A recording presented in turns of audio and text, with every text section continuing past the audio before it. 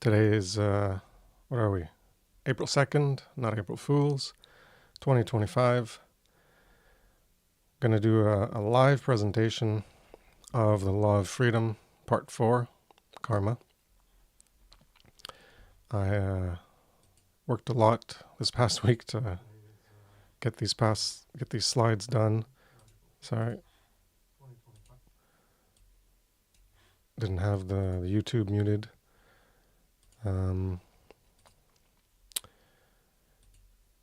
Yeah, and also, so I'm going to do the live presentation, recorded as well. Hey Theo, how's it going? And I totally forgot. So this is like my presentation layout, and I forgot to import it.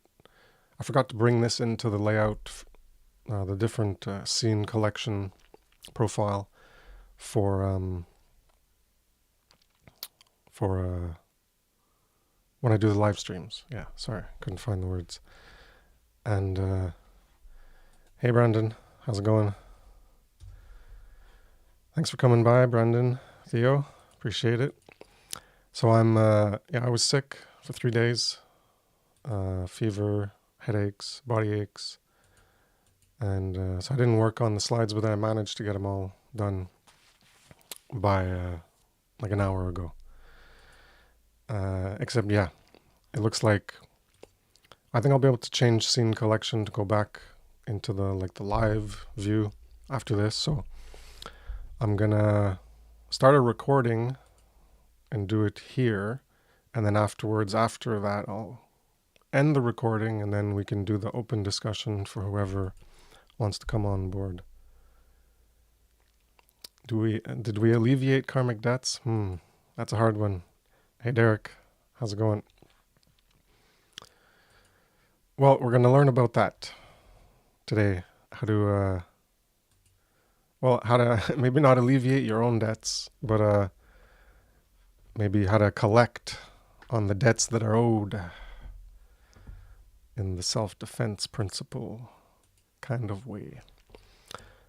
All right, I'm going to hit record. Hopefully my computer can handle streaming and recording, and we'll get on our way with this. So there's 15 slides. I don't know, it should take about an hour as usual. And then we'll see who wants to hop on. And hopefully I won't cough much. I got a throat lozenge. Pop that in my mouth if I feel I'm going to cough again. All right, here we go. Oh.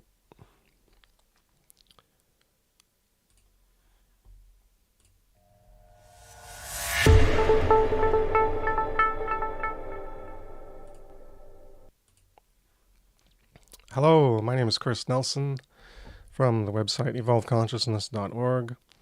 I'm going to be presenting the Law of Freedom Part 4, Karma. Let's get into it. So, when we're dealing with karma, these are conceptions. It's a word. Obviously, we're going to get to the etymology, see how it's defined. But it's conception, so people can have different conceptions of karma. So these are other conceptions, other things that people can relate to reality in different ways, and then they also relate it to karma. So Mark Passio has brought these up. So we got cause and effect. Now, and pretty much everyone knows, it's part of reality. I don't know if anyone hasn't heard of cause and effect. And I got these arrows pointing in the flow of how things happen. So you have an action and a reaction. But cause and effect goes, like, say, from you outward, and maybe it can affect someone else. And in turn, well, that person can create a cause that then comes back and affects you. But these are optional. Like the one on the bottom doesn't have to happen. So if you're creating a cause, it has an effect, but the related effect that you're going to get for someone else's cause related to the effect that you created, well, maybe that won't happen. And when you reap what you sow, people are probably familiar with this one too, in the general public. And that one is where it loops around, because it's not just going out and then that's the end of it, because that's what a cause and an effect is. It's starting at a cause and it's going out to the effect. And if you look at consciousness, that's the internal realm, and then it goes out as our actions and behaviors in the external realm.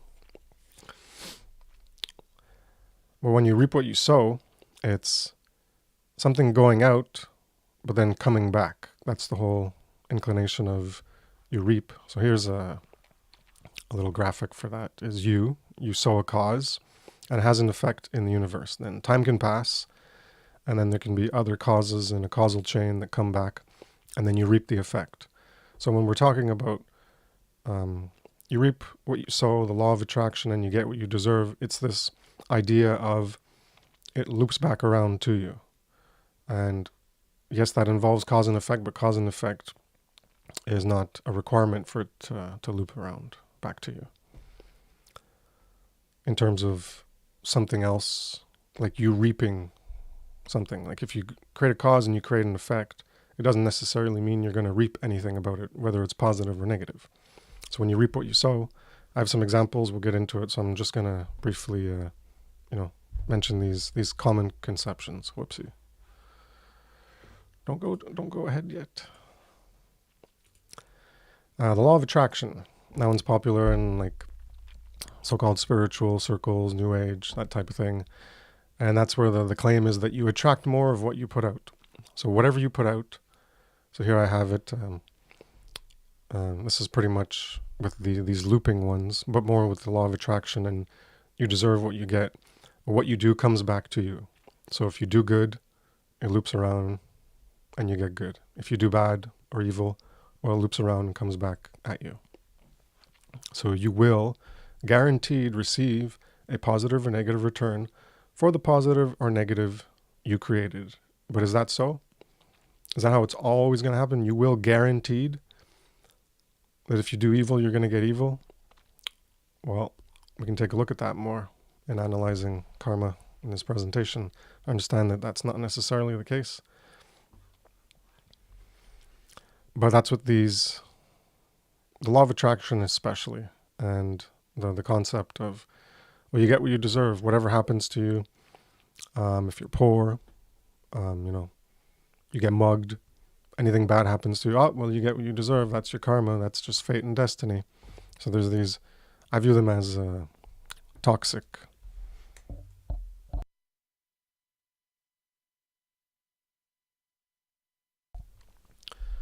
As toxic mindsets, toxic conceptions related to karma that don't accurately represent reality, as far as I can tell, in a verifiable, determined, demonstrable way. So it could be that this is happening in some other way, and I'll get at that, analysis and deconstruction of those other conceptions that are tied to these in subsequent presentations. It might be the next one, but those slides are not finalized yet.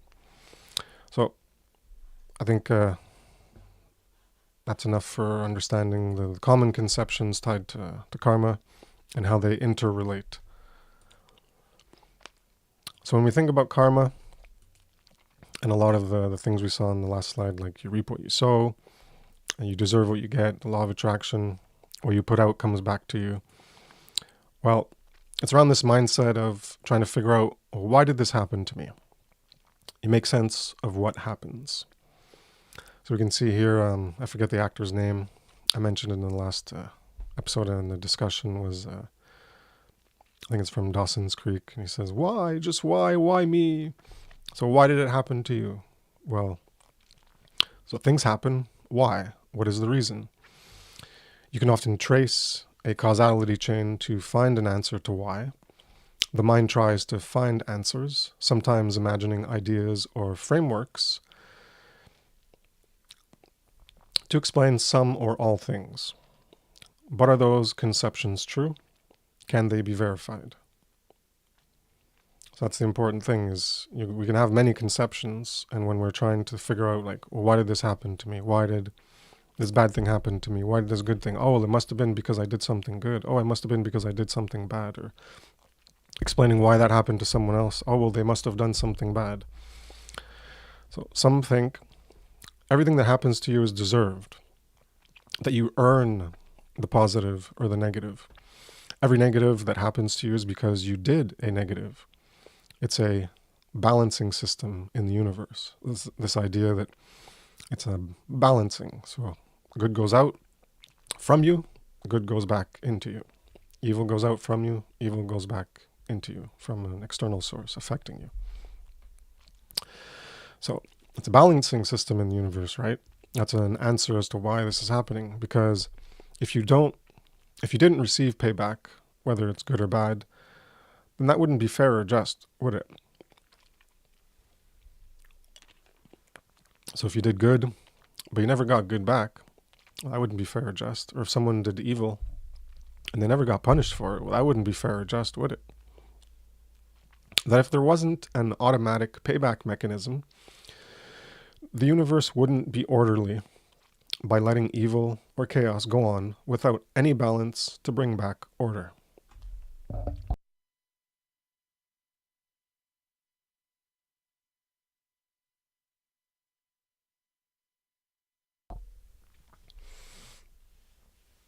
So this is how many people view the idea of karma.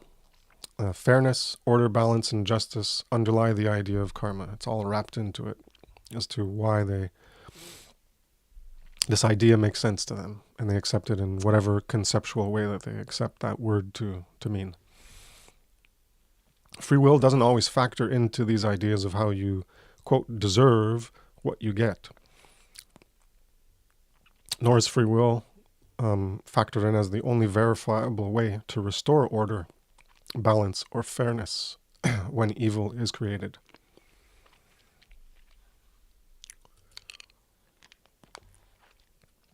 So you can think of many other ways that, oh yeah, they're gonna get punished, they'll get it, and in the next life or something. All these conceptions, but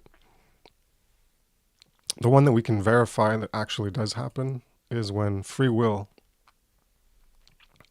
steps up, takes action, and that's the ordering force, the will that we activate from within us that brings back order and balance and fairness when evil is created.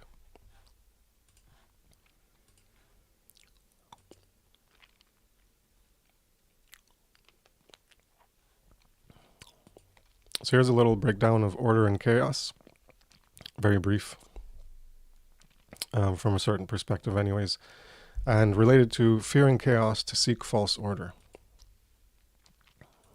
So the second law of thermodynamics refers to states of order tending to progress towards a disorderly or chaotic state. But both can be looked at as different kinds of order, and that would be implicate order and explicate order. So I've gone into this in some of my earlier work, and it relates to David Bohm, who I think was the protege of Einstein.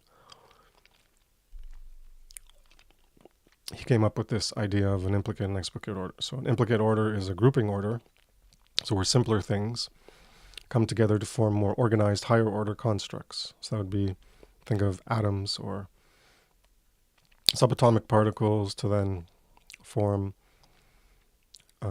protons, neutrons, and then they come together as atoms, elements, and then those form molecules and compounds, and then, oh look, here we are, right? Higher order constructs. Explicate order is where things separate and distribute symmetrically. So you can think of a hot cup of water. Well, the heat distributes evenly. It dissipates evenly everywhere. So it's a symmetrical order. One's a grouping order, and the other one's a symmetrical order.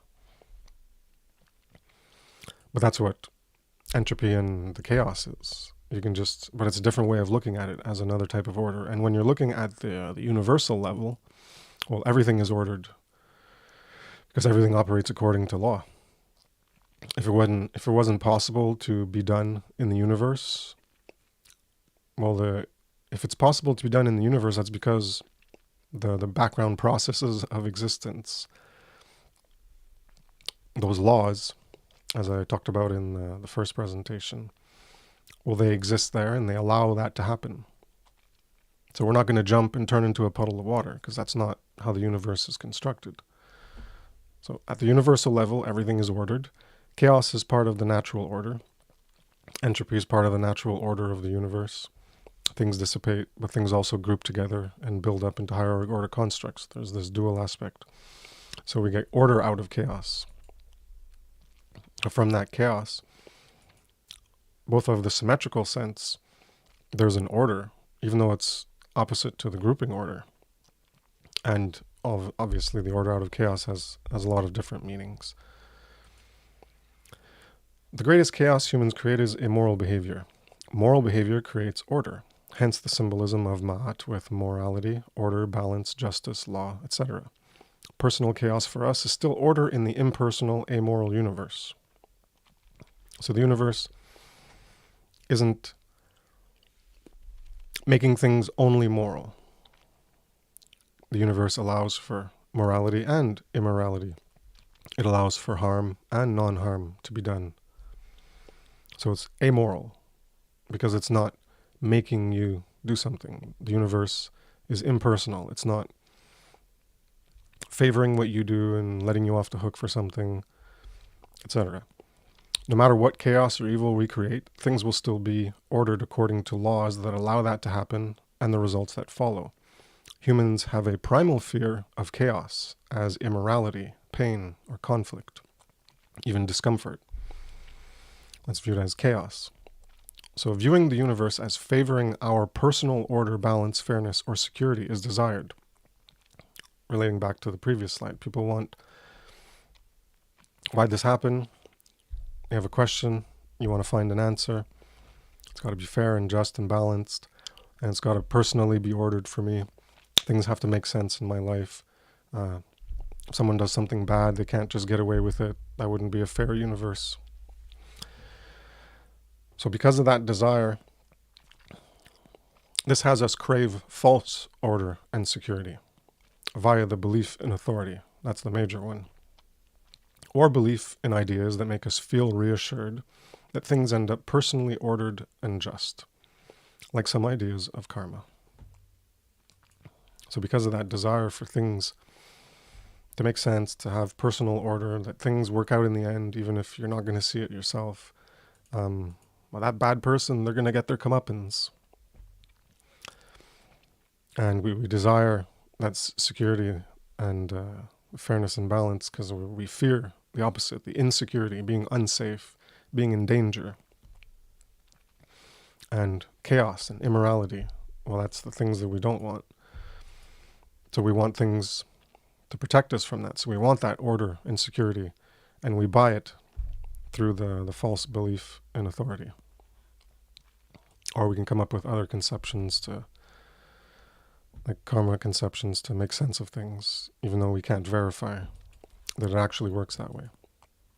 So these are questionable ideas about karma. I'm just going to read through them. I'm not going to comment on them. They're just here to, give you an idea of some questionable ideas about karma, and probably in the future presentations, I will get into analyzing them more and making counter arguments as to why I don't, why I have questions, why they're questionable to me, why I view them as problematic in terms of if you're going to accept them as true, but you can't verify it or demonstrate it. So that's why I put at the bottom. Is it verifiable, demonstrable?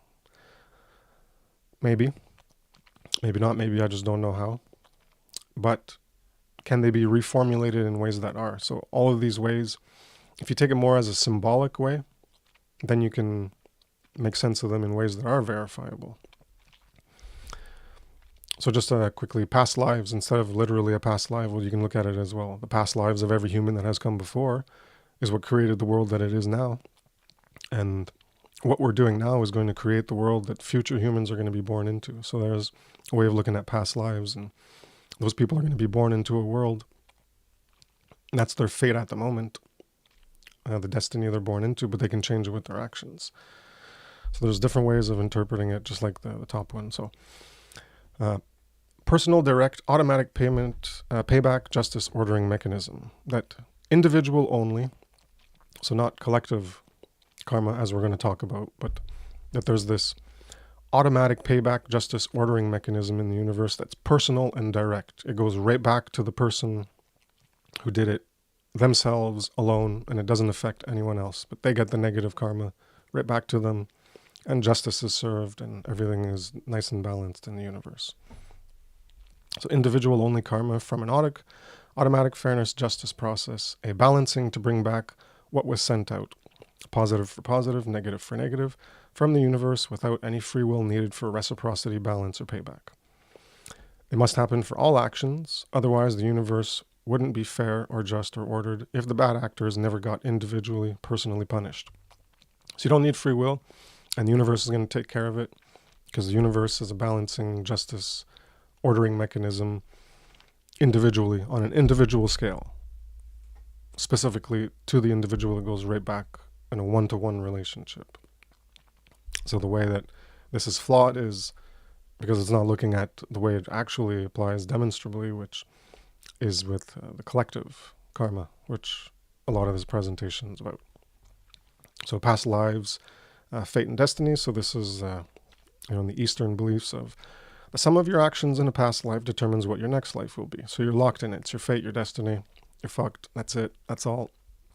Nothing you can do about it. You can just try to do things better in this life, not screw up, so that when a reincarnation happens, then things will be better for you there, but forget about it here. What happens to you is your karma that you deserve and are meant to experience based on your past life. Accept your karma, accept your fate, accept your destiny. It's disempowering. It's all part of God's hand. That's by God's hand, or part of God's plan.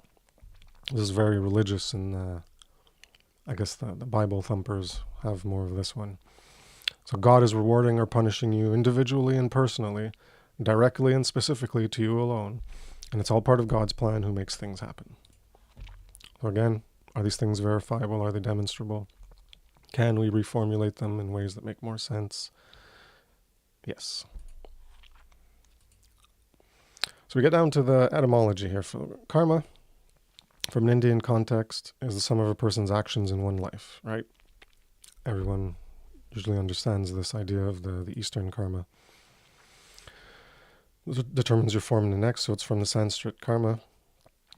Action, work, deed, or fate. So action, work, deed, or fate. And from the maybe from the Proto-Indo-European root, to make or to form. So you can see that karma is about actions, right? Action, work, deed, or fate. And we can knock off the fate one, because that one's dealing with the Eastern belief. So action, work, deed. So it's what you do and what you make happen. So what you're making happen is your actions itself, but what you make happen is also what your actions produce as effects in the world. The cause of your actions produces an effect in the universe. So you make that effect happen. Or that's something that you create as a result of your actions. So that's a consequence. The effect is a consequence of the cause. So as a consequence of what you do. Hence, your actions are causes which create effects in the world, and that's causality. Consider those effects over the span of your life. Those effects can affect you or others to produce more actions from yourself or from other people, like the actions others create in response to your actions that will affect you.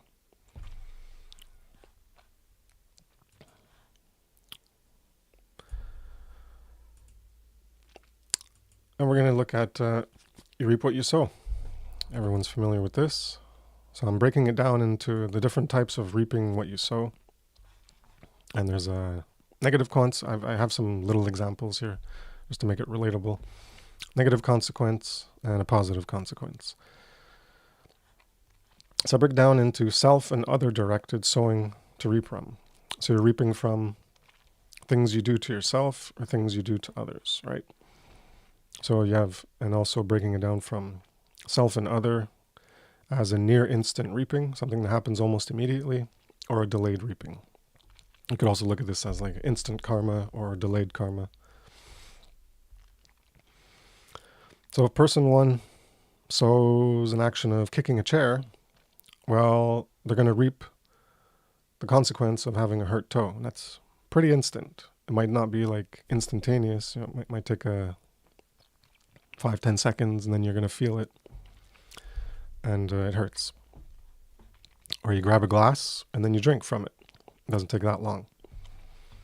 When you're doing it to another person, you're going to sow an action like punch someone. Well, they could punch you back pretty quick. Or you can help someone carry groceries, and then they can give you an apple or something as a thanks, or I don't know, whatever. It's just a basic example.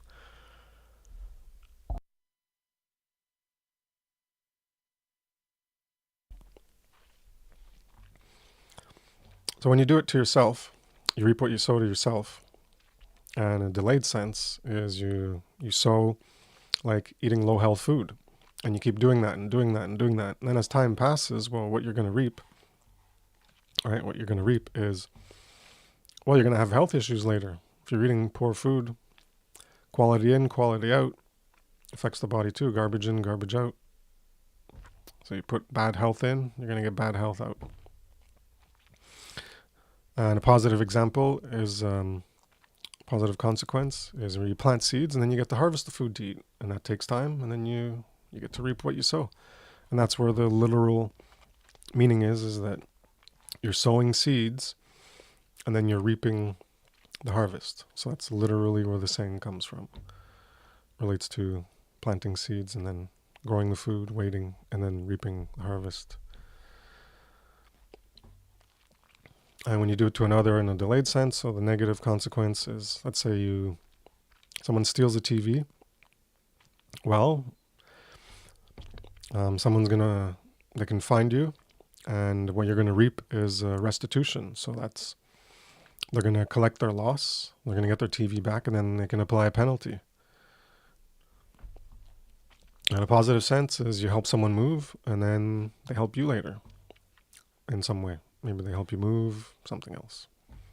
So that's just breaking down, as I mentioned, self and other, instant and delayed types of you reap what you sow, or you can look at this as karma.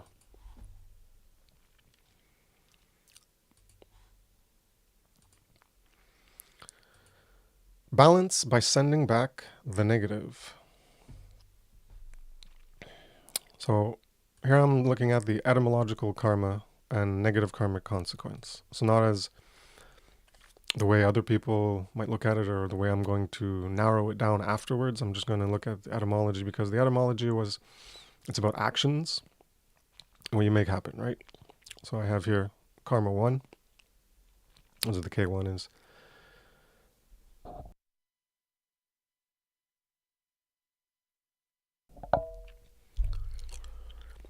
That was the first part of the definition of karma, was your action. Because karma just literally means action, work, deed. So it's action as karma. That's the cause part. But you have like a second level of karma, which is the result consequence. That's what was also at the root, to make happen. Or what you make happen is the result, the consequences of the action as the karma, and that's the effect. So you have the karma as a cause, and you have the karma as an effect. So here's a modeling that out, where we're going to look at this in, obviously, immorality is the whole point of learning about the law of freedom. Morality in general and immorality. So person 1 got something they wanted, and person 2 lost something they didn't consent to have taken. So here's an example. Person 1 punches, they initiate harm. They're sowing a cause, that first level karma. Then there's an effect, that second level karma. It's a consequence that they made happen to them. It's not a reaping that came back, right? It didn't come back to them. But it's a karma in terms of the result and consequence of their action. Well, that result and consequence affected person 2. That effect had an effect. They got hit. So a negative karmic consequence was initiated. That person 2 got hit. Now, person 2 could do nothing, but they can do something. Right, person 2 and others, or others in the place of person 2, well, they can create their own cause. And they can go out and create an action, punching the person back, 1-2 punch. That's a defensive response as opposed to initiating harm. So there's a defensive response. Well, that's going to be where the person reaps what they sowed. They sowed it here, and then they're going to get it back as reaping. And that's where you're returning the negative karmic consequences, being returned. Because if you just... what we have in the world is a lot of just... we're made to take it. And that creates an imbalance because it's only one way. So you have for it to go back both ways, to make a full circle, right? It has to go back to the origin. Here's the origin. And we go around in a circle, 360 degrees, poop, back to the origin. Well, that's when you're returning the negative. They dealt out a negative, and they're going to receive a negative in return. So these free will agents, free will causal agents, well, they're going to engage in a defensive response where violence is not tolerated, and they're going to return. They're going to push back against the violence, and they're going to return a negative karmic consequence. And then they get to reap what they sowed. So person 2 can't undo the negative karmic consequence they got. In terms of the etymological karma, right? I'm not talking about how most people view karma, which is a consequence and a negative consequence. That's in the next slide. And we'll be just dealing with that view of karma afterwards. But I'm just talking about etymologically, you can view karma in this sense and break it down this way. So they can't undo the karma, the negative karmic consequence that they got from the initiator of harm. But they can return to sender, like a male, the negative karmic consequence as a disincentive to not repeat, to collect the karmic debt. So this person 1 created a karmic debt, and they're collecting on that debt. Or effect restitution, which is the loss and penalty. That's collecting on the debt. So for example, another example, as property is stolen by person 1, person 2 gets it back with the moral unity of others. Person 1 gets a warning, like, you can just give them a warning. They took, I don't know, they took your toy car or something. There's teaching involved, so people can get warnings. I just put it here as like, not to make it like absolutely every time you have to go beat the person down or something. You got to evaluate the situation, the context. So you can give a warning to the person. You get back your property, or you can have them pay a penalty for the immoral action. So they can pay with something they own. Right now we have money, so they can pay with money. So they have to give back the loss, the thing that was taken, plus a penalty. Otherwise, as I mentioned in my previous work on natural law, the science of morality, if there's no penalty and all the person has to do is just give back what they took, then they can just keep retrying over and over and over and over and over, because there's no actual incentive to stop. There's no actual punishment. All you're doing is just returning what you took. So you can just keep doing it forever and ever and ever. So that doesn't make any sense. So they can pay back with something they own. They can work it off. You say, okay, we'll come here. I have work to do, fix my windows, do this. You come to agreements. Or in some cases, take a beating. Maybe someone's a repeat offender and they keep doing it, and they work it off for people, and then they just keep doing it. So maybe they just need to feel the physical pain for the theft that they engage in for something. I don't know. I'm pretty sure we've all seen movies where, vengeance movies or something like that, where vigilante or vengeance movies, or just dirtbag assholes. They deserve what they get. They get a pounding on. There's like I forget the movie with Patrick Swayze. Roadhouse. There was a remake with Jake Gyllenhaal. I liked it. I like those movies of like making bad people like pay. I don't know. That's always like resonated with me long before I was into Pasio. That's why I guess I love Pasio so much, because of his attitude towards it. It was like a kindred mindset of so the Roadhouse, that type of thing.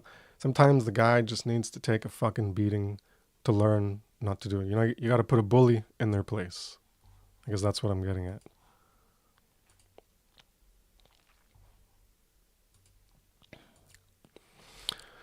So karma as a negative consequence. So this is how people mostly view karma. I'm going to refer to it in this sense from now on, because, we can put aside the etymology. We can more get down to how most people view it. And it's a negative consequence. So karma is action, which inherently has a result or consequence. So we're not going to be looking at the action part of the karma etymology and definition. We're going to be looking at the result, the consequence. And not just the consequence as in this one here, right? We're not going to be looking at this one. We're going to be talking about this consequence, the reaping consequence, where karma and you reap what you sow ties in together, where it comes back to you. So it goes back into part of the conceptualization of the law of attraction and, deserve what you get. Those things aren't 100% of the time, but it ties more into that looping around. So karma is an action which inherently has a result or consequence, be it a positive or negative, for yourself or for others. The main aspect of interest regarding consequences with respect to natural law and morality are concerning the idea of justice, order and balance, mat, for doing wrongs, for creating immoral behaviors, injustices. This is the notion of negative karmic consequences as a return to a violator, to restore justice, not as the initial negative effect received by those who are wronged, those who are violated. This is the core of the concept of karma as a moral consequence. It's that looping around. Where's the camera? Here, yeah. It's got to come back to you. Not the first one where the guy initiates the harm and then, there's a consequence, a negative karmic consequence to the person they harmed. Talking about when it comes full circle, that's what most people view as, it's going to come back to you. But it comes back to you when free will makes it come back to you. So this is the core concept. It's a negative payback for injustice. I think a lot of people would view karma as that. We could look at it as positive karma too. But when you're talking about, karma usually has a negative connotation. So this is the negative connotation that it has, is that it's a negative payback because you did something wrong, and then you're going to get a negative in return because you did that wrong. So this can also be further categorized into direct and willful. So those go together. Direct and willful, and indirect and automatic negative karmic consequence. The direct is where the negative karmic consequence applies to specific individuals alone. The indirect is where the negative karmic consequence applies to an aggregate or collective of individuals. When the will is not applied, so I'm going to explain this more in the next slide. When the will is not applied to create justice or order of direct negative karmic consequences to the individual violators themselves, that means you're not applying your will, you're engaging in inaction, right? Well, this promotes repeat violations, which results in an automatic, indirect, negative karmic consequence applied to the aggregate called slavery. So this is where the law of freedom kicks in, because when everyone accepts, condones, supports, and tolerates immorality that is persisted and on a wide scale, then as I showed in the previous slide, the return, you gotta send it back. Return to sender, return to sender. Well, it's not being returned to the sender. So that the negative isn't being sent back here to create the direct karmic consequence to the violators. So the karma, the negative karma, remains where it was dropped off, and that's on the people who were violated, and it stays there, and it just keeps staying there. So the karma just goes, it spreads out to the aggregate, because that's what's being done, is the immorality is being applied to the aggregate, to the collective. And so it's an indirect negative karmic consequence in some cases, because it's indirect because it's not direct to the individual, is what I mean. So you have direct and willful, where will is applied to apply karma, negative consequences directly to a violator. So it's you, or 5 of you, or 100 of you, or 1,000 of you. Well, here's directly the negative consequence you are going to get, and it's not going to affect other people. Indirect and automatic is, well, will isn't being applied to do that previous part. So now there's the negative karmic consequence is going to be applied to everyone, and it's an automatic process because it's not willful, it's not willed and volitional, not willed into existence, and it's indirect because it's not being applied to the people who did the violation. It's not coming back to that sowing and reaping back to the violator. It's remaining dispersed and affecting everybody.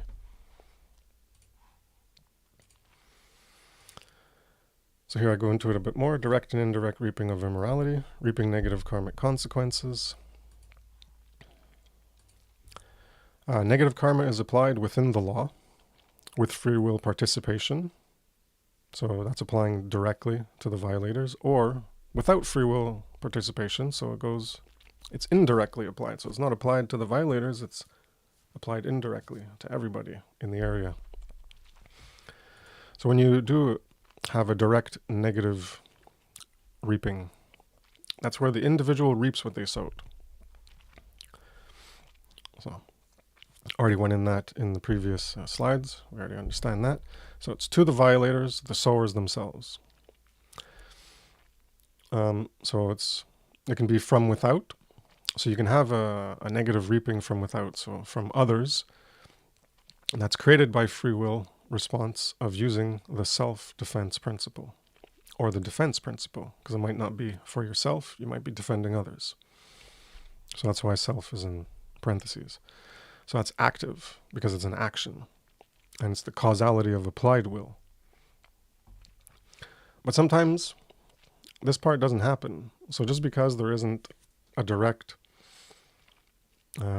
application by others in a defensive mechanism whereby they're going to make you pay back your karmic debt. Well, in non-psychopaths, we have emotions and we have guilt.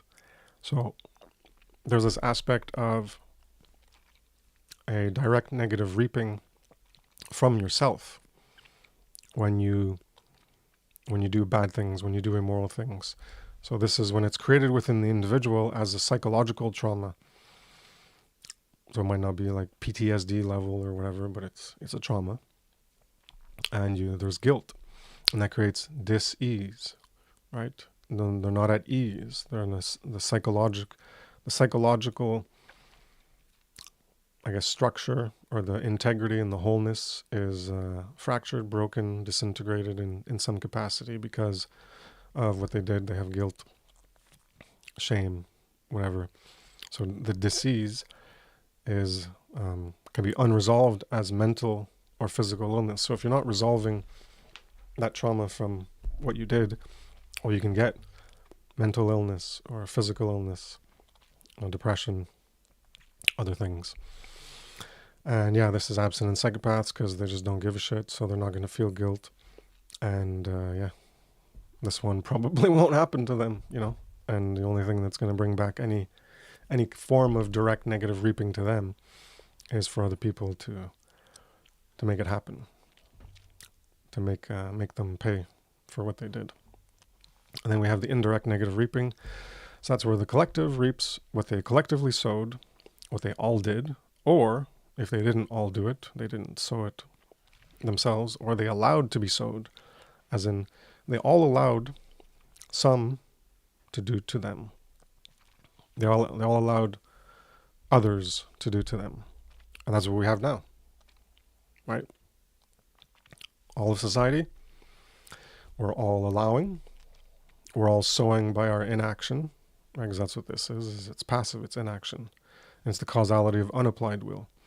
So you can apply will and you can not apply will. And both of them are having causal effects because they're letting it persist. So we're all allowing what a group are doing to us. They're stealing from us. They're, in many ways, they're violating our rights. They're preventing us from engaging in things we have a right to do. So this is the indirect negative reaping is being applied to everyone, letting the violators continue creating violence. The more people are affected by persistent, the more people are affected, the more that people are affected by my God, I'm having trouble with that one. The more that people are affected by the persistent violence, the more freedom in the aggregate degrades, hence the law of freedom. And as I mentioned, it's passive inaction instead of an active, because it's an action, it's an inaction, and it's the causality of unapplied will, which is where we find ourselves at in our comfortable slavery. That will probably get worse. And so we can see how the law of freedom is basically karma. The law of freedom as karma. Behavior is a cause that produces effects in reality. The law of freedom is about moral or immoral behaviors of all, that is to say, the collective, leading to the condition of freedom or slavery. The behavior is a primary karma, right? The cause, the action, the first thing you make, but you are also making the consequences happen, which is a secondary karma. So the law of freedom exhibits the causality of the collective morality or immorality of our behaviors leading to the condition of freedom or slavery. The law of freedom exhibits the collective karma of actions and consequences thereof. It exhibits how we collectively reap what we collectively sow by participating in and supporting immoral ways of living. That is to say, authority, a system of control. It exhibits how we collectively attract immorality as a way of life. So that's how you can reframe the law of attraction and understand it as, well, we're attracting this because we're part of this causality of how we're not doing anything about it and we're even supporting it and tolerating it. So that's what we're attracting to us because we're not doing anything about it. And how we collectively deserve the immorality we get because we collectively choose to not stop the immorality from persisting. So you can see how the attract and deserve related to the first slide in the presentation on the general concepts or common conceptions. I forget how I titled it. Well, those were, and the second slide, that people view this as like a direct thing that's going to happen to the individual. That's how they view these conceptions is, oh, well, you attract, you personally are attracting what you put out. So it's based on what you put out and it's going to come back to you. It's a one-to-one thing. But no, in some ways, like you can look at it. But when we're talking about immorality like this, no. In terms of the law of freedom, the law of attraction is a collective thing that we're attracting. And just like we collectively deserve it. So do I individually deserve it? Do other people in the chat and on Facebook and doing presentations and making content and other places trying to wake people up and teach morality and stuff like that, do they necessarily deserve it if they're trying to do something to put an end to evil, to put an end to this? No, they don't deserve it because they're trying to stop it. But, we're bound to the free will actions of others. No man is an island. We don't create reality by ourselves. So everything that's being done is by all of us together. So collectively, we deserve it. I don't deserve it because I'm not on the mindset of the collective of supporting, tolerating, and wanting to accept it. But to change it, you need a majority to actually change the reality.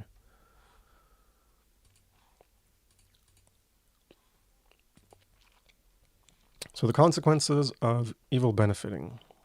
No incentive to stop being evil means you get indirect negative reaping. You can do what you want, but not without consequences. Whatever you can physically do is already possible within the laws of nature. You can walk off a cliff, but there are consequences for doing so. You are going against the positive consequential aspect of operating within the law of gravity. If you're going to walk off a cliff, well, that's the negative consequential aspect of operating within the law of gravity. You don't have a choice whether you're going to operate within it or not. But you should make choices on whether you're going to choose the positive or the negative path, because that's what you're going to get as a result. When it comes to the morality of behavior and initiating harm or not, you can do what you want, but not without consequences that affect others or yourself. The consequences will ideally be that you get reciprocity from others for that initiation of harm. If that isn't done, and you repeat the immorality without being stopped, you can keep doing it to others, and the consequences are that everyone who permits it lives in a permanent state of less freedom, otherwise known as slavery, operating according to the law of freedom. Since you're getting away with it, you don't care about the degradation of freedom. You have a benefit. You're winning. Hey, you're a winner. Winner, winner, winner. You have a benefit for degrading the overall condition. The overall condition is getting degraded, but you're ending up on top. You're ending up above the others. You gained from the loss created to another. So you have no incentive to stop, since you have no net loss incurred for your actions. You just keep gaining for yourself, and evil wins.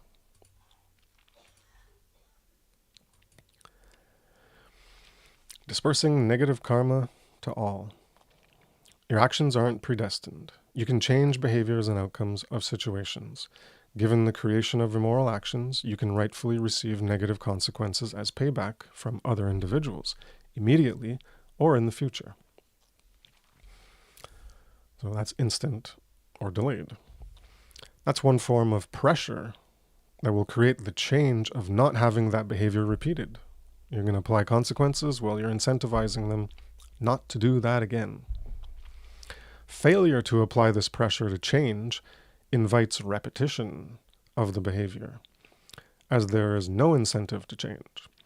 The result of living in a world that is created by the actions of all individuals who collectively don't apply this pressure is creating a collective negative karmic consequence. That's everyone, the collective, feeling that negative karmic consequence. When individuals are allowed to get away with persistent immorality on a wide scale, say being applied to the majority, those who are violated with receiving the negative result of immorality have the negative remain on them as the negative karmic consequence. That's what I mentioned earlier, where it's the initiator drops the negative consequence at the feet of those who are violated, and then it remains there. And that's where it stays, because it's not being returned. There's no balance. It's an imbalance. So that's the true sense of balance in Ma'at, is about when immorality is created. So I'm not talking about the scales. I haven't analyzed it in that respect, but in terms of balancing, it's not balancing good with evil and morality with immorality. It's when there's immorality created, that creates the imbalance, and you got to send back a negative, a karmic debt collection, and then that rebalances things. And there's other ways you can look at the balancing of Ma'at as well. So the negative karmic consequence is dispersed to everyone because negative karmic consequences were not willfully applied to the individual violators. Everyone falsely absorbs the karmic debt. So it's not their karmic debt, right? It belongs to the violators. But because it wasn't direct, the karmic debt wasn't collected from the violators directly, well, everyone falsely absorbs the karmic debt. You could look at it in that sense. But it's not our karmic debt, but we're just leaving it there.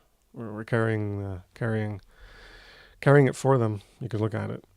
So everyone falsely absorbs the karmic debt of a wide-scale, persistent, immoral negative outcome that is allowed to continue. The negative consequence was not returned, so it remains where the violator put it. Free will, causal agent, karma. Free will against another free will. When a free will causal agent, FWC1, initiates direct harm to another free will causal agent, a second person, the only 100% sure way that direct individual negative karmic consequences occur to the first one is when a free will causal agent, it could be the second one or another one or a group, when they act to bring that negative karmic consequence directly to that individual. Initiated harm on an aggregate scale to all or most people in an area produces indirect, aggregate, negative karmic consequences unless they're stopped. And when they're stopped, well, that's when you're applying the direct, individual negative karmic consequence to them. To have a direct individual negative karmic consequence brought back to a violator always requires a free will causal agent to act to create that negative karmic consequence. For example, air and water pollution from industry, people's health in an area are harmed. You look at that in history, you can look at it now. It's still going on. Dumping, polluting, people getting sick, diseases, cancers. And there's no direct karmic consequence, negative karmic consequence being applied to those people who keep doing it. They make money. That's why they do it. They're not being punished. Maybe they're going to feel guilty about it. Maybe they're psychopaths and they won't. So nothing's being done to them. They got their money, their nice houses, and they go on, live somewhere else, go on nice vacations, whatever, and having a good life, good satanic life. So authorities enforce taxation. And they have the automated, indirect, negative karmic consequence of also accepting to be stolen from, right? Because it's not like the police or the politicians don't get taxed. But they don't get the direct, individual negative karmic consequence unless free will creates it for them to experience. So yeah, they're all part of the collective too, and they're part of it, but they're benefiting at that. They're the parasites who are getting paid shitloads of money to produce no value in society and just act as if they're so important, to manage everything and micromanage everything about life. A king who imposes taxes, prohibition, licensure, doesn't share in the collective negative karmic consequences, unlike authorities enforcing taxation. That was even a higher level of separation. So free will was required to bring direct negative karmic consequences against them. And throughout history, it did happen. But until it happened, well, it wasn't happening. And they were on their fat ass throne, eating their fine food, and everyone else were serfs. So, fuck all happened to them until it did, because it doesn't just happen by itself. So, when you look at history, it demonstrates that violators continually, repeatedly are not getting direct negative karmic consequences.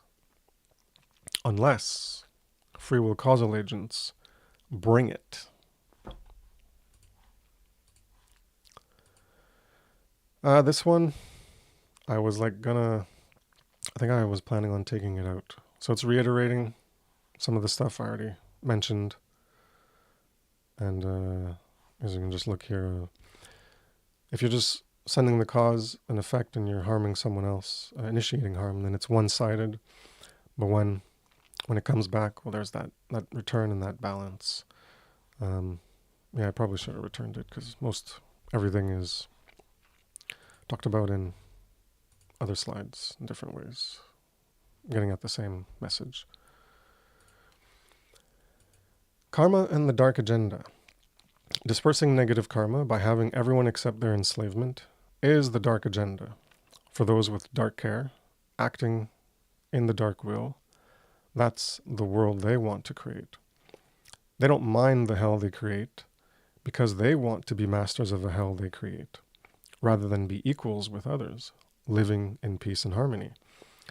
They don't want to be subordinate to natural law, living under the authority of natural law. They want to be an authority that usurps natural law.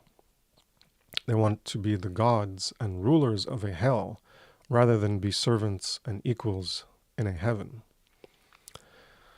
Some people don't have willful dark care or dark will, but they operate under wrong thinking, believing their evil is good, their immorality is moral, and thus don't have true care or a will aligned with truth, but a will aligned with falsity, immorality, evil, and a false care that drives them to do immoral things to others or support others to do so. That is to say, various forms of theft. They support other people doing various forms of theft. Either way, getting people to accept the immorality being done to them is dispersing negative karma to the aggregate instead of uniting to apply consequences to violators. I forgot my last slide for the thank you, so I'll just say thank you for your time and attention, and I'll be working on subsequent presentations. Maybe I'll have the next one done next week, maybe not, and I'll do something else. We'll see. So, thank you for your time and attention. Take care. Peace. All right, so the recording is done. Now we're on the stream.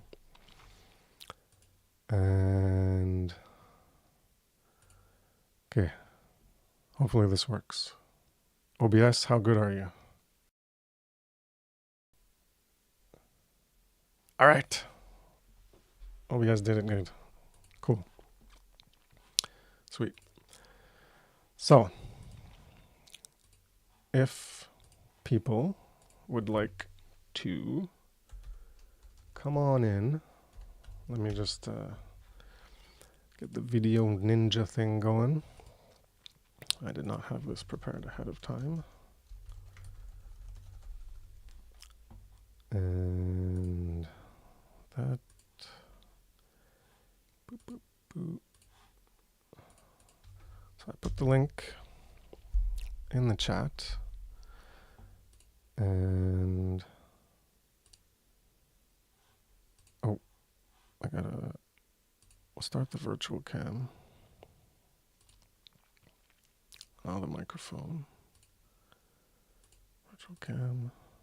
All right, so I'm good. And yeah, if nobody wants to come in, I'll just maybe make a few remarks and then that'll be that. But yeah, so part 4, like I said in other presentations, this has been in the works for like a long time. Like I could show a lot of the stuff. So we got someone joining. Don't know who it is yet. 2 people joining so far. Oh, 1 person disconnected. So first taker we got is Derek, and we got Brandon. All right. So we got. Let me modify the link. Why does it look different? Anyways. That one should work. Oh, okay. This one. And we got that. And we should have Derek here. Hey, Brandon. Hey, Derek. How's it going? What's up? Not too shabby. How you Gotta doing? put my earphones in. I'm so unprepared today. Got such a bad habit of not doing that. Not trying to be cool about it or anything, but yeah. But yeah, really cool and great presentation, Chris. Appreciate that. Yeah. Always love the elements of Mayat. Ooh, look who we got. How's it going, Theo?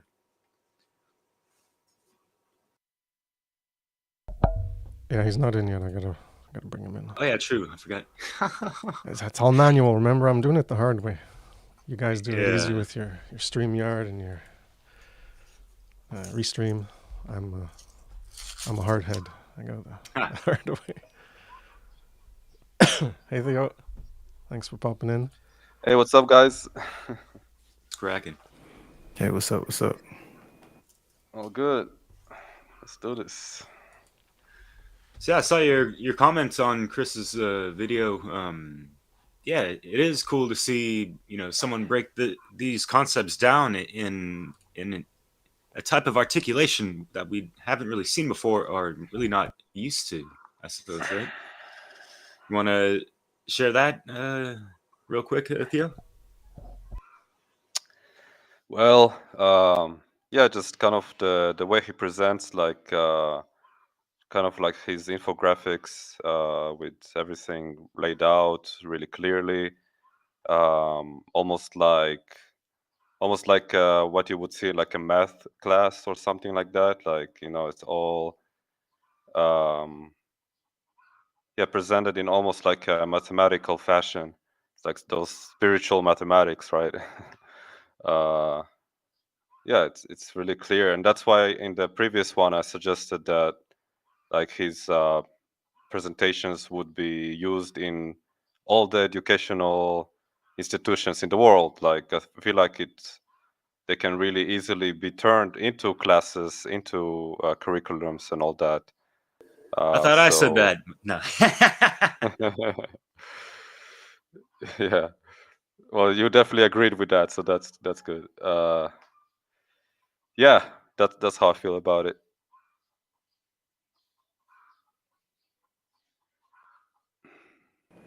The um the uh the biggest thing that I took away from this part four, great presentation as always, Chris, was karma is causality. you know, like to simply put it. Yeah, and I've got some few points that I had jotted down. And the main one was the whole personal, like the whole personal karma that we hear about in a lot of Eastern traditions and a lot of big time occultists talked about this. And yeah, that was the one thing that how Pascal's work had brought to the whole scene was talking more of a collective karma, and that's something that doesn't really get talked about. Of course, like when we are talking about how natural law and objective morality and cause and effect, people will try to, of course, go from their obfuscated definitions and false understandings, and it just creates more hell confusion. How when we try to bring up these more occulted correct how definitions and different meanings. And that's one thing that I've seen is a lot of people just talk about the more like individualized karma. Why am I getting this, or like what did I do to deserve this? And the whole free will aspect is left out. And then two, the whole micro and the macro is yes, there is a individual aspect that Chris pointed out, but there also is a collective that we are all reaping, because all of our actions are going out into reality, and we are going to get those back. Yeah, and it's just all about how causality. Karma is causality. And like you explained, you have the individuals who are involved directly, who is actually receiving that negative form of action. And then if it's not dealt with in the now, one of the main things of taking true responsibility, then if it's not dealt with, the longer that goes on, that's going to build up in the collective, you know, leading to the law of freedom, which is going to create more and more of that healthy moral behavior.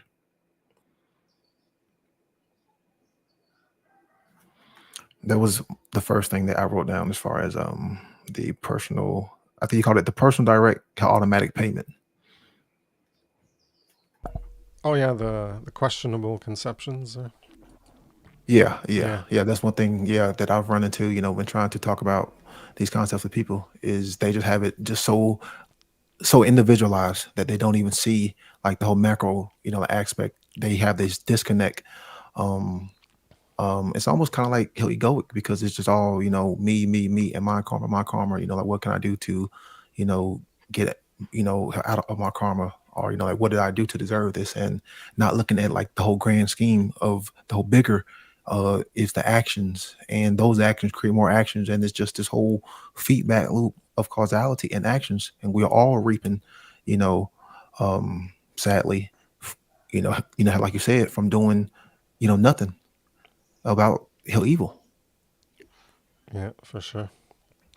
That's the sad joke of humanity. Where we are right now is the Yeah, the comedian. average individual thinks they are living in a bubble, and we are here to burst their bubble. Say, hey, we're actually living in a one big bubble as all humanity, and if more people would think about it like this that way, I think uh, that's what we're trying to make them kind of realize is that yeah, you're not in a bubble of your own body or your own desires and needs and whatever the fuck programmed beliefs and all this shit. It's like there's a big picture here, and yeah, it's very very important that people will understand that. Yeah, and people also need to understand that fake karma, and like the original sin and all the religious crap that people like. Oh my God, I'm gonna go to hell if I do this. Like, oh, all that aside, yeah, but bursting someone's bubble, like, oh, you made someone cry because you told them the truth, or you hurt their feelings. Oh, the fifis are kind of ruffled up or whatever, right? But was that person who spoke the words to the person who cried, was that person in alignment? Was he speaking truth? Was it a moral thing for them to uh out of care, especially, right? So yeah, there's perspectives that need to be taken into consideration with these things. And yeah, I definitely appreciate yours, Chris, what you brought to the table and all that, and having us at your table. So yeah, much respects and appreciation. Yeah, you're welcome. Glad to have discussions happening afterwards, and yeah, brings more perspectives and potentially different insights relating to the presentation, and have I guess more dynamic. I don't know, more dynamic explosion of information for people who view it than because other people can view things and then you make a different connection and you like bring something from something over here that I didn't think of, and then it adds fuel to the fire, I guess, or makes the snowball bigger. I don't know. I'm at a loss for the proper metaphor. Well, one thing you wasn't speaking in metaphor, Cal, about when you was talking about what was it, taking a beating. Sometimes people may have to, get their ass beat in order for them, hell, to learn what not to do.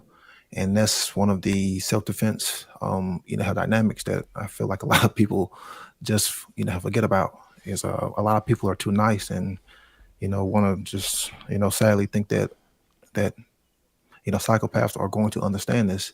We may have to like get physical as a means of, truly getting back to, freedom, or, if people aren't learning, and, they aren't held, held, um, held agreeing to whatever terms of, repercussion, then yeah, a good ass whooping, a good beating by, the townspeople is always a way for people to learn.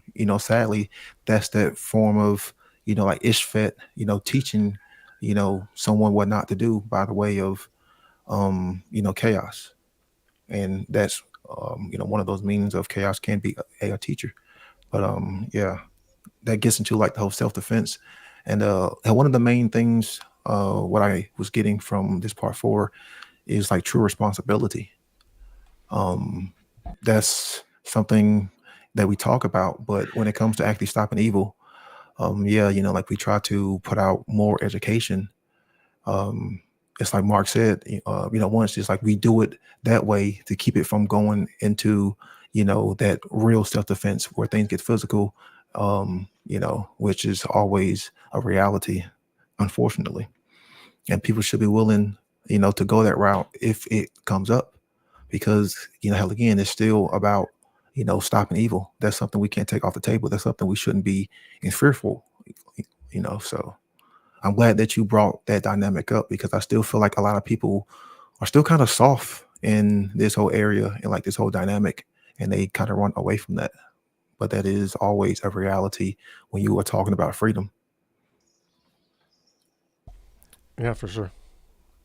Responsibility, self-defense, that's where, that's what's got to be developed. The sacred masculine principle of self-defense, or just principle of defense. You can look at it like that, because you can defend others, and doesn't have to be the self. It can be about helping others, but we all need to be ready to be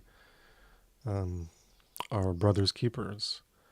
And because if you're not willing, in that, we're not there, and mindsets need to change. But like, say everything was fine, and a gang comes in and I'll say, hey, I'm taking this from you. And well, if they're 100 and you're one, well, they're going to take it, and you can't do shit about it.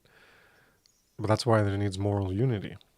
So it's not just about your own ability to defend yourself. It's about being in moral unison with everyone, acting under that principle, so that we actually are able to fend off groups of immoral people and enact justice. Because say that happens, they take something, you're not going to do something at that moment, but then you can collect on that karmic debt and get that restitution, and resolve that injustice and bring back justice, but only with the help of others, because you're not going to do it yourself against 100. That's why it takes the majority being morally united. And it's always about, like, all of this is dealing with the majority. That's what the collective and aggregate is. And, talking about, you mentioned taking a beating, and I was thinking of, like, the mob coming with their pitchforks and whatever. And, whether the mob is doing something because they got a scapegoat, they've, there's been a scapegoat created and they're targeting the wrong person or whatever. It's always just a quantity of people who are trying to make something happen. And that's what we have now, is a quantity of people who think that it's fine this way, or a quantity of people who are too cowardly. It's all a quantity that's making it the way it is, or a quantity that's going to change it to be something else. So that mob, we got to be a mob, but a moral mob. And, it's about majority rule is how so much works in the natural world when you have quantities of differing things. Well, I think it was in the previous presentation with the blue paint and the red paint, I made that analogy that, it's like, well, it's going to be mostly blue or mostly red, even if there's a bit in it. And so that's that majority, that principle of majority, principle of quantity, that's always in operation. And it's always happening in reality, because if the majority decided to act in moral unison and engage in the defense principle and say no and not let it continue. And even when the thousands of them tried to pick off individual people, well, if everyone united and, oh, you're picking this person at this address on this street, well, we're all going to go there and we're going to put a stop to you. And no matter where they'd go, well, you couldn't get away. And that would be just to like stop them from doing what they're doing. And then there's even taking it further is to make them pay for things they've already done. But there's at least that way of like stopping it from continuing, even if you're not going to get justice in terms of like restitution for previous harms initiated. You can at least work together to prevent it from happening again if you're coordinated. And we'd have to be like, oh, they're the army, or they're all headed over here, so everyone, okay, get in your cars and we all drive over there. And so there'd be logistics involved in combating those who wanted to remain robotic slaves, obedient to their masters of authority.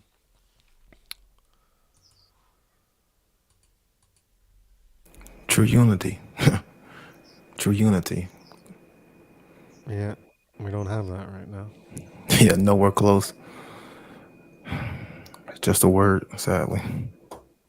People are all about unity, though. Boy, they just love that word, even though they don't know fucking shit about it, what it truly is. United on whatever beliefs or ideologies or left wing, right wing, and well, yeah, they don't know what true unity is because they're not moral, and that's the only way to true unity. Yeah, well, so that's so you go, Derek. yeah, just one sentence and then go for it. It's like we have to be unified on the plane of causes, not you have people scattered on the plane of effects, and that's kind of why we have this clusterfuck of consciousness in a sense. Strike at the root, right? So yeah, go for it. Causal factors. Go for it, Theo. Yes.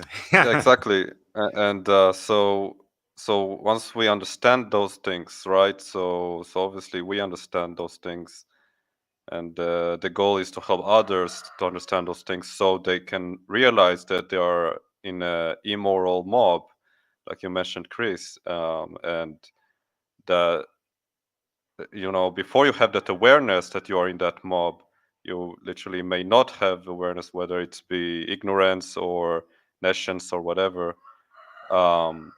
And in order to gain that awareness, you have to break out of that train of thinking, right? Those trains of immorality and incorrect behavior that most of us are caught up into as humanity.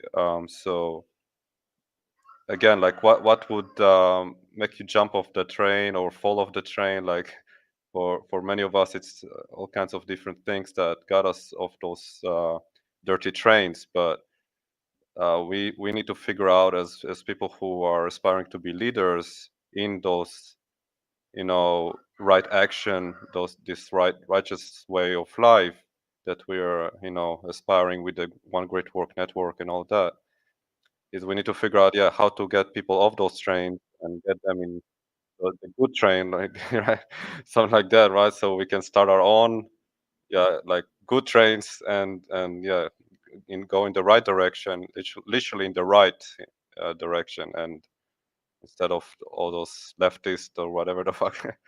And um, and so it takes radical action, I think, from individuals who, like us, understand it. So to make those YouTube videos and those live streams, this is already quite radical action, but it's still mostly like in the digital, it's like in the ethereal field, which is good, but we need to, I think, also like do radical action in the real world and like spread those energies wherever we go, of like non-compliance, of like high vibration. Like this is more talking energetically, but I think there's something to it. Like I can see my own life changes, like when I maintain certain frequencies and certain energy in the way I conduct myself, the way I speak, the way I behave. Like I feel like I can see changes in the world around me. Like I literally affect other people, like it's like I kind of help them raise their energy when my energy is really high. You know what I mean? Like, so those are like small steps towards, I feel like, the elevation of humanity is to, yeah, just do it your way, do it yourself in whatever way you can, and don't be shy to interact with people, with normies, with whoever. Like, become more social, become more, put yourself out there more, and yeah, I think naturally you will meet the right people who will listen to you and understand you, and then there you go. That's a great work for the positive karma, right?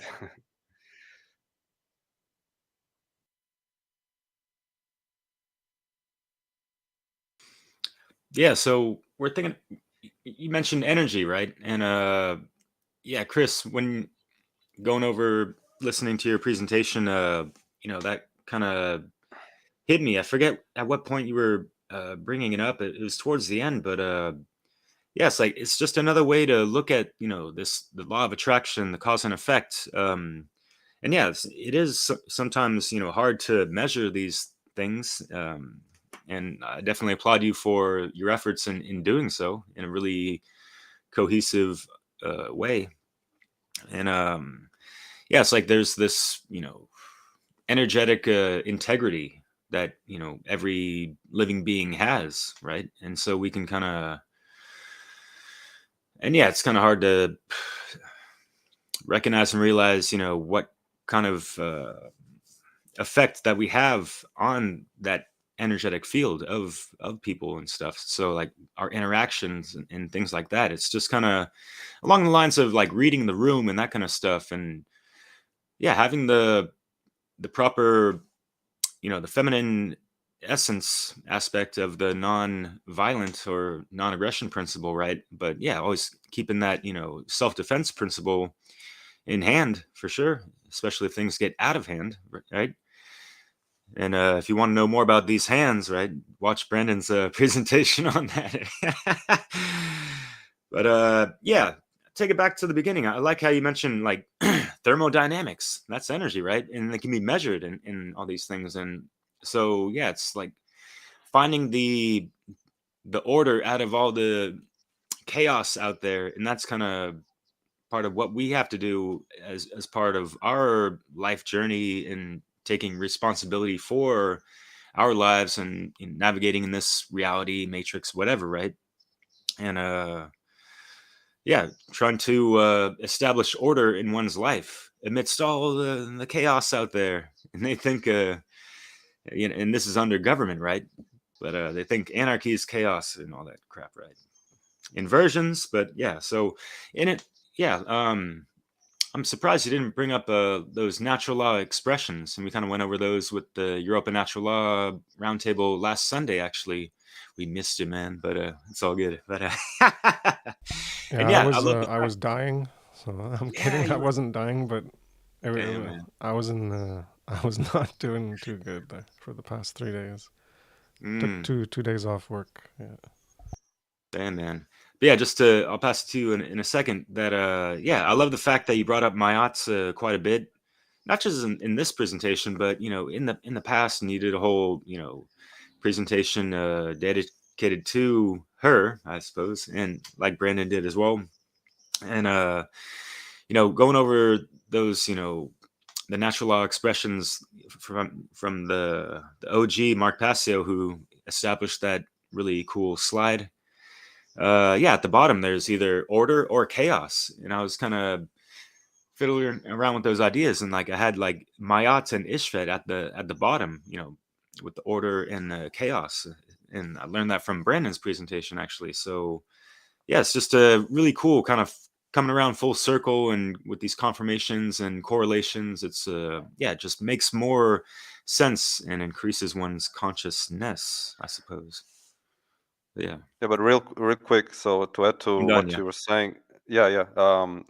Before I pass it to Chris, in regards to chaos, I was thinking like all those things are not like um one and done. Like chaos is like evil automatically, or order is good automatically. It's not that way at all. Now, like, government is order, you could say, but it's creating chaos, and it's immoral. So it's like an immoral order. So you always have to view things from the moral lens, right? Like, does it violate other people, and does it steal from other people or other beings, all those things. So to break that immoral order, we need moral chaos. So that's why, that goes back to what I said about radical action. Like, don't be afraid to not fit the mold, and when you go out and socialize with people, like, have a totally different energy from other people. That's what you want to do, to create that moral chaos, to create a little distortion in their field, because their field is no good. They're not being moral. They're living their, programmed, immoral, basically little mini misogynist life, the average person. So by behaving in a bit of a radical way, you're creating this moral chaos that can create an opening for them to change, to see something different, and then maybe you can even speak to them, right? Initiate conversations. Maybe they initiate conversations with you, and that's how you make this positive change. That's how you create good karma. That's how you really be on that good dharma as well, the good path. That's what I wanted to add there. Yeah, I don't think what the government does is like an order. I had a point to make, but it like slipped my mind. Because it's a false order, so it's not like I forget the term you used, but I'd more clarify this. Immoral order. Yeah, immoral order, but it's not an immoral order because it's a false order based on control. And when you're looking at, when you control things, say you have your room and you want to put it in order, well, you're going to control where everything in your room is going to go. And that's how the government operates, is that it's controlling everything. So it's going to order it the way it wants it to be, but it's actually chaos because of the moral side. So I know what you're trying to say in terms of like an immoral order, and everything you said does apply. But yeah, so what you said is valid. I just want to make the distinction that when we're talking about the, like in this presentation related to karma and people's conception of things need to be ordered and balanced and just, well, the balance and the order and just, well, that had to do with the morality side. So when you're talking about it in terms of moral or immoral, well, the chaos falls into the immoral side, and the order falls on the moral side. Hence the symbolism of Ma'at and Isfet. But I understand what you're saying, and it is like you're saying, if you don't look at it in terms of like, in just the moral sense, yeah, it is an immoral order. But it's not an actual order, because only morality can create true order. It's an immoral order viewed via the false order of control. By controlling everything, you're going to make it ordered in the way that you want it to be ordered, or you're going to position everything the way you want it to be positioned, so that you can get the outcome that you want to get. And I remember Passio mentions that in his earlier work, that the psychopaths and the dark agenda, they want to control everything because they don't like unknown outcomes. So they have that fear of losing control. So they want to be in control of everything. And so they're going to order things and control. Everyone on the board is like on the chessboard, or everything in your room is, that's what everyone on the planet is to them. It's things that they can move around and place and restrict the freedom of what they can do. So everyone's a universal constructor, where you can be formed into doing certain jobs, different jobs. You can be a different size cog in the machine, but you're still in the machine, so you're still in that control system. And yeah, I guess I'll leave it there for that. And Derek, yeah, the natural law expressions, that'll be in my consciousness. That's natural law and the science of morality, part 6, with consciousness, and I'll get into that. So part 5 is this one. The law of freedom is part 5, and 6 will be consciousness. Yeah, I'll get into that more there. That's why I have everything split into different sections.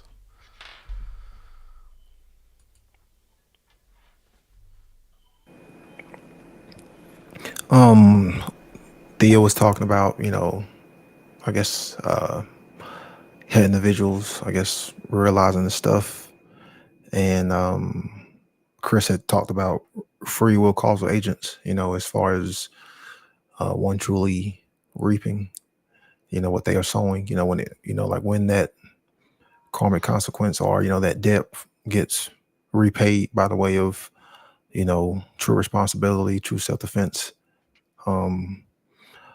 Force is going to always be that factor that's going to get individuals to change. Force, and that would be free will, or willed into her reality. So it gets back into like the whole point of the hands, self-defense and right action. Force is going to be required, regardless if it's like physical force, just the force of doing this kind of work. People just assume force is this negative thing. Like, force is how we create, force is how we will, force is energy, force is strength. So it's going to take force in order for us to correct these wrong behaviors, and that's really what's going to get people to change. Now, that force may come from internal, force and internal change of internal, the willpower, or it's going to come from an external form of force by way of a boot stepping on, people's neck. That's still force. That's just coercion. But, sadly, it's unwanted, unjust force. But that force is going to come either way. It's going to create change. And that's why I've always kind of been, a proponent of the vitriolic, approach, and use, like kind of a harder, forceful, acidic, more masculine, approach when people, show they don't want to learn, or, like people have, a rigid, hard-headed, way of, being stuck in their calcified, egoic, belief system. And sometimes those people may require a little bit more force as far as to, try to plant those seeds. And there's nothing wrong with that. Some of us just learn a little bit harder, and, force is required. Like, just like when you are cleaning something, sometimes it may have a little bit more dirt on it. You may have to rub it, use a little bit more force, helping you're grinding that knife at a certain angle. Sometimes you may have to, put a little bit more force and, put it at the correct angle.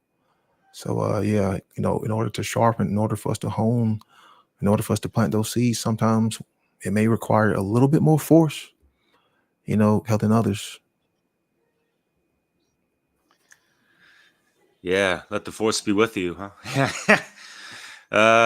Yeah, and people got to understand the difference between force and violence and all these things, right? And yeah, people really also just got to understand, and I'd keep this in the back of my mind, in regards to like the law of attraction and all this stuff, and yeah, going back to energy and stuff, like what kind of energy are we emitting from ourselves, through our expressions of language and body language and actions, behavior, the whole nine, right?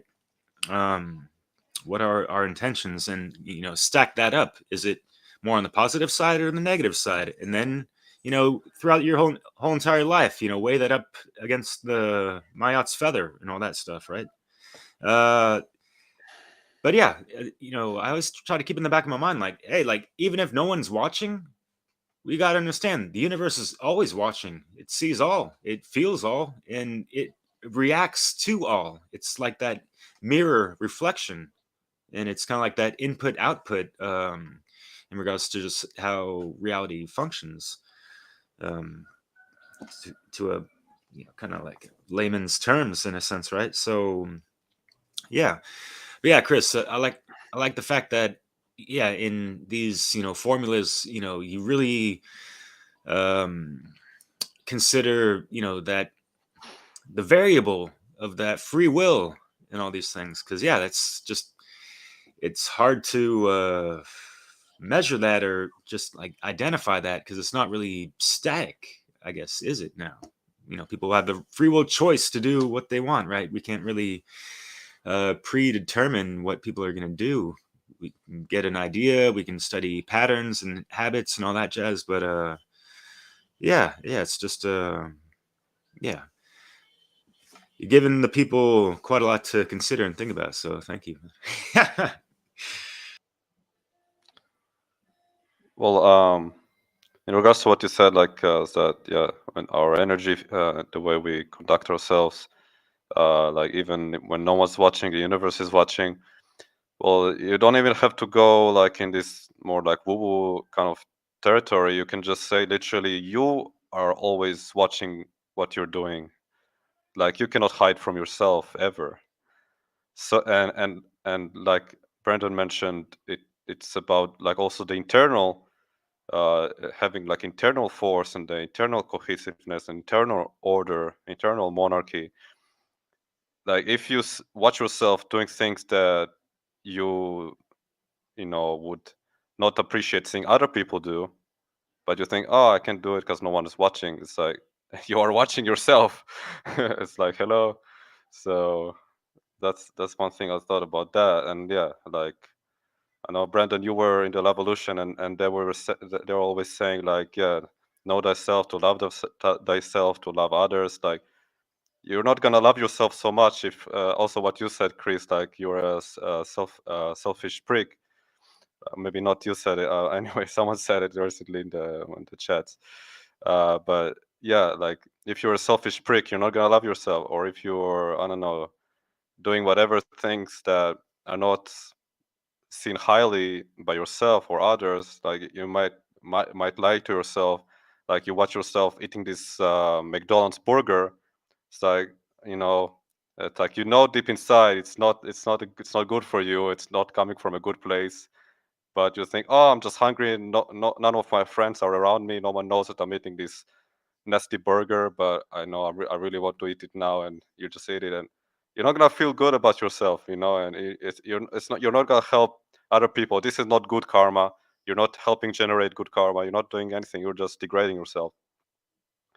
So that's just one silly example, but I'm sure all of you can know ways in which you might not be proud of yourself, of something you're doing alone. And yeah, you have to really maintain that internal monarchy if you want to see external anarchy in the good sense, in the sense of like moral unity, of like everyone just accepting we all have freedom to do everything we want to do as long as it's moral.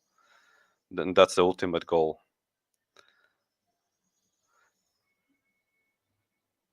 And again, it takes force because also like Brandon, you mentioned, you have to really sometimes apply that force, especially in our when we are the masculine, when we are the man. We can't be docile, right? Like the social engineers want us to be docile, want us to just be nice and all that stuff, and just go along to get along. It's like no, you don't want to do that. That's gonna get you in the fucking machine. So Yeah, can't be tolerating evil these days, or any time ever in existence.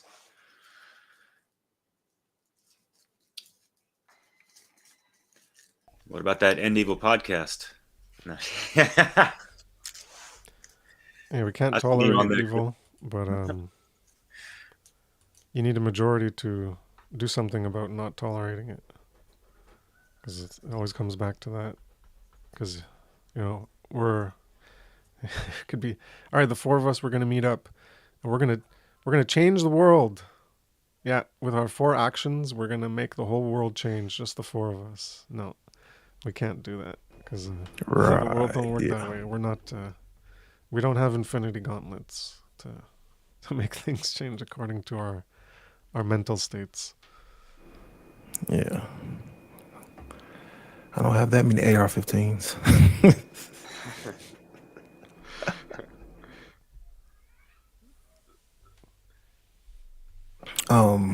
So you said you're already working on a part 5 and a part 6, or you have that in the works? Yeah, in the works. It's been in the works for a while, like the whole natural law series. So yeah, this one, I break them down to like max 20 slides. Because if I talk fast, I can get like 20, maybe 22 slides in if I talk fast. This one I went slower. I only had 15, and I went over, or maybe no, I don't think I was over because I started late. Yeah, so I was like 57 minutes or something. So it turned out good, but yeah, the next one's like I guess it'll be on my criticism of like the some of the questionable aspects of karma and why. I have reasoning. I don't have proof of, I'm not saying they're false. I don't have proof that they are false. I don't have proof that they're true, but I have logical arguments for why it doesn't make sense to me. Some of the ideas people come up with, and I'll present those. Maybe not the next one, but it's part of my. I mentioned in the first presentation. It was the second slide. After I gave the definition of the law of freedom, I said, well, okay, the end, is that it? That's it? That's all you need to know is that one? Well, maybe you want to know more about it, so that's what I did. I took a lot of time to like reflect and keep thinking about it, and how does it apply here and there, and different ways and different ideas, and what was this idea true? Is it false? Can I demonstrate that it's true? No. Can I demonstrate that it's false? Well, no, not conclusively, but I have logical arguments that for why it doesn't really make sense to me, and so I can present that, and so it gives more of a. That was part of my process of, diving deep and trying to understand it as much as I could. That was part of my process, so I figured I would share it, and it might be useful and of value to some people to hear those arguments that I came up with. And yeah, just quick, where's my folder? So yeah, there's that one. So the karma part is big because I got that, and then oh yeah, that was all in part 4. Okay, so that will be part 5, and then a part 6 will be I guess I call it a negative karmic consequence in effect. I'll have to go through those, and then looking at authority. So it's like, I guess I had infographics showing like authority and what it does and how it affects people, and then arrows and little people circles representing people. I don't know how useful it is anymore since I explained things pretty good, but I guess it's more of an example to hammer at home for authority and like understanding how it relates to authority. So that would be another one. I guess that'd be like a 6th part. And then I have a remake of the reality affection infographic I made from like 11 years ago. The one in the shape of a heart on the white background. The red heart, which had natural law with Ma'at and Isfet. Yeah, going and you back had the in, left so it was path. like, Yeah, the right path. and it goes back in, but it was based on the heart because it's how reality is, how we are affecting reality. So I called it reality affection because obviously it's based on what we care about. So I found that pretty clever when I came up with it. Reality affection, because it's an affect and an emotion and care. It's an affect and around the heart, and then everything was based around the heart and how it came back in like a toroid or something. Yeah, I have a remake of that to make it more detailed, more precise, because I found with what I understand now that one had like a bit of maybe ambiguity or inaccuracy, and I broke it down in more with like a lot of the information from today and made it more specific. And it's another flowchart into 3 parts because there was too much information when I like went in more detail. So it's a 3 slider, and maybe I'll just present that one as its own thing all itself, and maybe it won't be as long. It'll be just by itself. Well, it'll be with Ma'at, I think, what I have here. I don't know. I have like all this stuff is in like loose sections, but then I gotta reorganize it. And then I have I wanted to get more into, well, there'll be justice related to that because it's all about universal justice. So I could show an example. Oh no, I'm not on the right screen. Never mind. Anyways, has to do with universal justice. As I mentioned, everything operates within the law. Everything is ordered because it operates within the law. So even though there's chaos, it's part of the natural order out of chaos.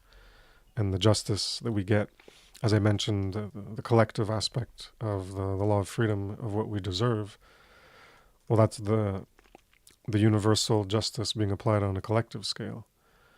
And then there's individual justice, where will is applied to bring justice so that we have, as individuals, we have justice. And if we don't do that, then we get the universal justice of, oh, Theo left, I guess.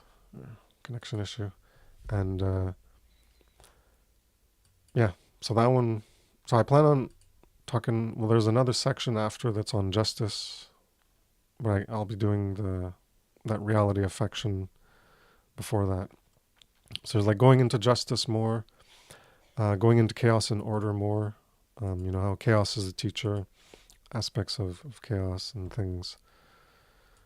And then, yeah, I guess that's it. So maybe that's like 8 parts, something like that.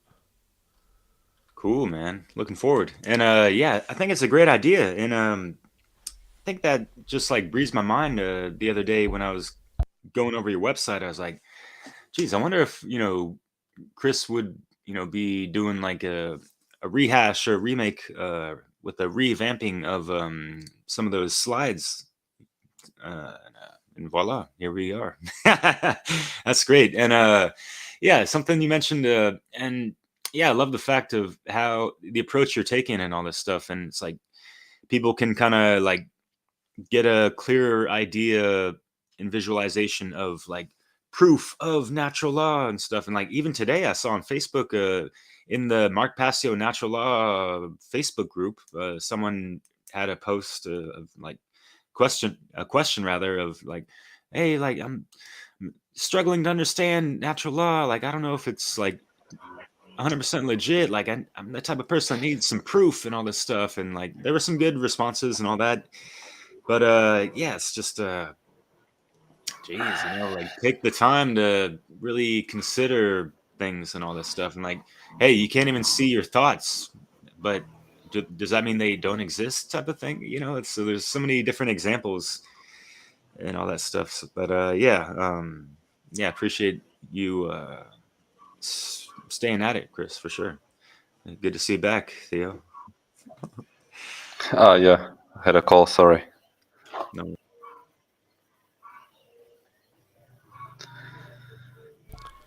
Yeah, well, thanks for appreciating the work and gaining value from it. And yeah, despite being sick, and I did work on it hard to get it finished, because I was like, oh, I hope I can get this finished and present it rather than wait a bit. And yeah, I managed to do it today. Finalized it. Even added a new infographic like yesterday. And I have this idea of doing other things like I could do in between. I mentioned doing other material that I've done, and there was like 8-hour presentation on morality doing that. But there was this idea of like a great work launch pad, I called it, where just giving people examples of how they can start doing the great work. So like I can talk about how I started, or anyone can talk about how they started. Like, what did you do to start doing something, rather than just being, a receiver of information and thinking things and maybe talking to some people around you. What made you actually get into creating content? How did you, what was your first piece of information that you put out that tried to explain things to people? Because I got like what I got are like papers like this, where I like have my charts and everything, and I have like, hundreds of these, and then I turn this into the digital format, and yeah, so that's my process of I come up with an idea, and I try to like visualize, make it into like a visual representation, and then it's a lot quicker to do it in pencil, that's for sure, because taking the time to do it on the computer, and then you like lose your idea. So do it on paper, and there's like all these things that maybe people could use as tips, or where to start. How do you start writing an article? Oh, you're too shy to do a video or audio, because that's where I started, was just in writing. And so like, well, how do you know where to start? Because I've heard that from people. So some people are like, oh, there's so much. Where do you start? Well, go to podcast number 1 from Mark Passio, and then take that one podcast and then rephrase it in your own words. Talk about the main gist of it in your own words, or take something out of it and elaborate upon it or something. I don't know. These ideas of like, as a launch pad to get people to understand how to do it. Because even after you take like how to be the true media, people could still be like, okay, I know how to make a presentation and how to use a computer, but I still don't know like where exactly do I get started. So I was thinking of that. That was my idea. Great work launchpad is like launch yourself up from there, and people could come on and share their experience, or also ideas of like homework.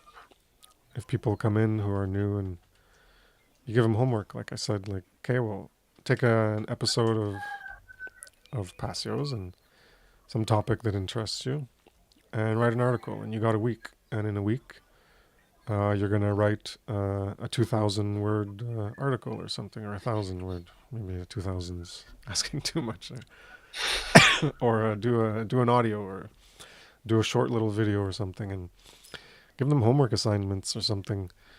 I don't know. There's maybe that would help motivate people who are looking for that. So that's something I was thinking of, if you guys might be interested in that, instead of doing a presentation or something. I could start up that idea, and I don't know. Yeah, we share with people some of these things that how we got started and how we go about it.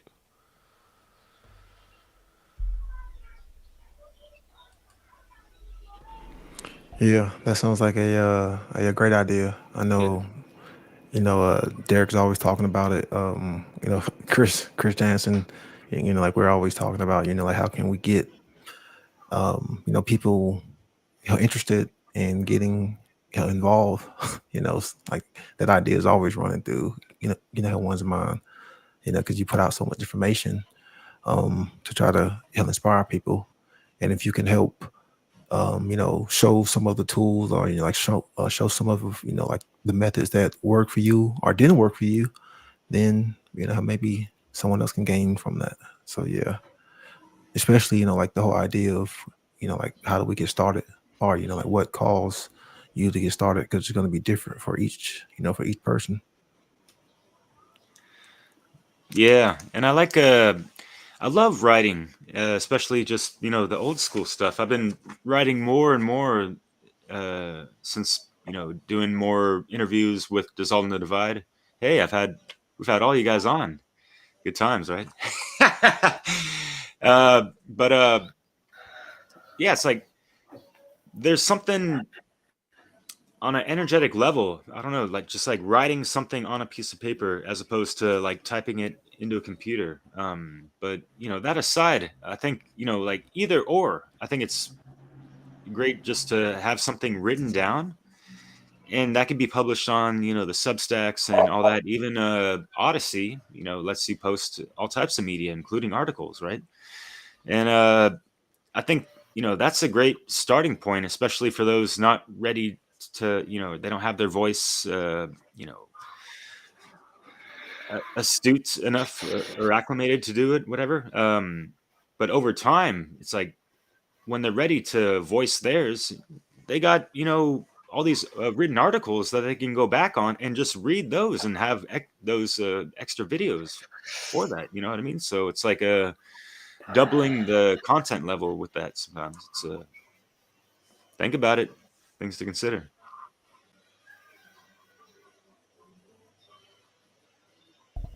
Yeah, so I think we can end it there.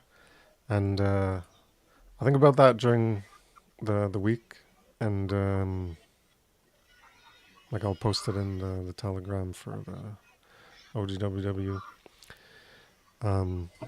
If I like decide to, I could do like a first episode of the Great Work Launchpad or whatever other name. I don't know. I didn't come up with any much better names. Great Work Launchpad, Great Work Training, Great Work Tutorial. But yeah, and then we could do that and share some history and motivation, and how other people can maybe do stuff, and yeah, see how that goes. Maybe it's a different perspective, less dry and deep and philosophical, be more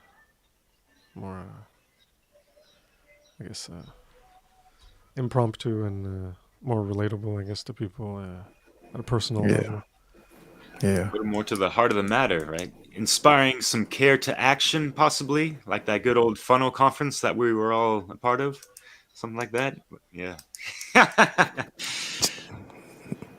Just real quick, because Derek had talked about all of us being on Dissolving the Divide. Wasn't it the first time Chris was on camera? No. Okay. All right. Derek was late. He contacted me first, but then he forgot about me for months. A little bit, yeah. You remember that? I wasn't in a good place. Because I think Derek, James Cordner had my infographic from the Philosopher's Stone, and he had Derek on because he had no idea who I was, or the sites were Evolved Consciousness, but he didn't look into the site. He's like, I like this graphic. Derek, come talk about it. Yeah, I remember that. And then I guess from that, maybe he looked into me, and then he asked me on. And then Derek saw me on there, and then he's like, oh shit, I forgot that I sent you that email to come on Dissolving the Divide. Do you still want to come on? I'm like, yeah. So he would have been first, but he forgot. And so he was second. I appreciate your patience, brother. And no problem. My apologies once again, my friend. Yeah, good memory, though.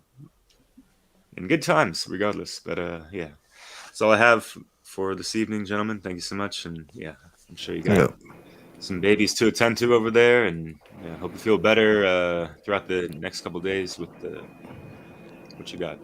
Yeah. Thank you. Hell, thanks for the sacrifice, man. Thanks for the sacrifice. You're welcome. Thanks for being here, everybody. Thanks, Derek, Theo, Brendan. And yeah, we'll see you for next week if I do the presentation, or yeah, we could do that idea if you guys want to participate and see where that takes us. So have a good night, guys. Take care. Peace. Likewise. Ciao. Thanks.